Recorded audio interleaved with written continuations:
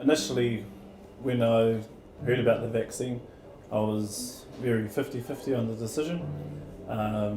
But yeah, just with all the webinars and information that's been provided, everything that people have been thinking about, how come this vaccine's been developed so quickly, and what are the effects and all that. So I found out some real good information in that webinar, and that helped a lot with deciding on actually going through with getting the vaccination.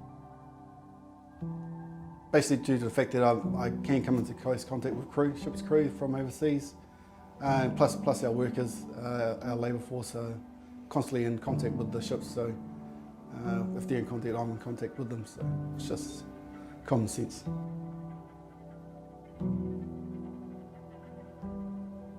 We're a port, so we're an entry point into New Zealand, so there's always that worry that we're a little bit more exposed than other people.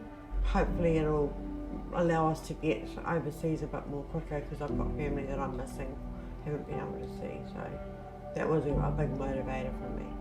I don't want to be that person dragging it on to the rest of the family and the community.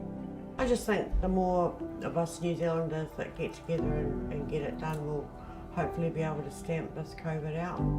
That's the plan.